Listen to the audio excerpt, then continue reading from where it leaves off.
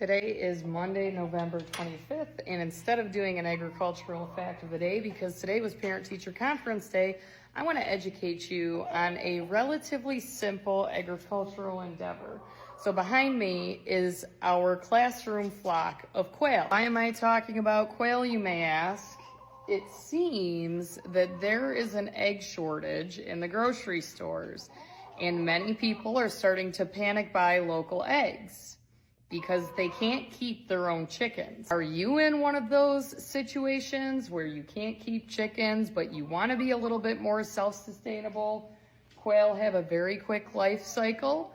They go from little egg hatching to producing their own eggs in 6 weeks, where chickens takes anywhere between 16 to 24 weeks. They are also quieter, require less space, and they lay about with the same frequency as some normal laying breeds of chickens. They really don't need that much to keep them happy, and the incubation time on their eggs is only 18 days from the day you set them in the incubator to when they hatch. Most of the quail that are in this flock actually were hatched after the beginning of the school year. And although we haven't really started picking up egg production, they should start laying pretty soon. Now, I know the biggest argument is that quail eggs are not as big as chicken eggs, and I can't fight that argument. It's 100% true.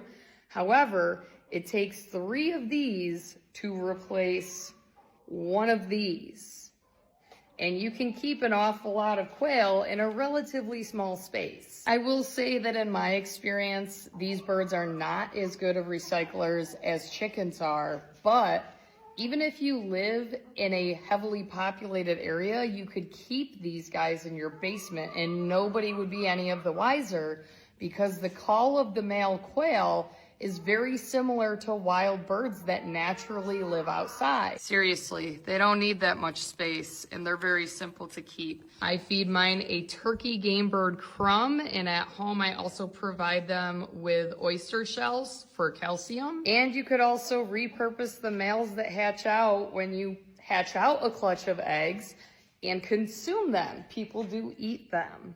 I've never done it, but I hear people do it. Typically, what I do with my males is just send them to the local auction, because it also helps to offset feed costs. I can tell you that a 100-pound bag of turkey game bird crumb at the local mill is about $30.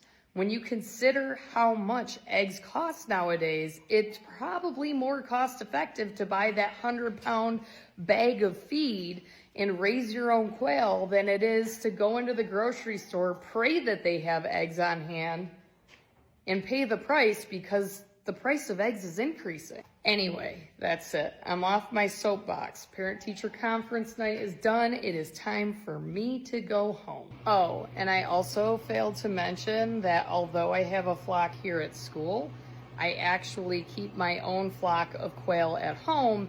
And believe it or not, there is quite a demand for both quail hatching eggs, day-old baby quail, grown-out quail. So I just filled up my incubator with all of the eggs that I've gotten for the last 3 or 4 days. And when those start hatching out, I probably will sell them and be able to make a return on that as well. They literally are like that big when they're hatched. But I'm done.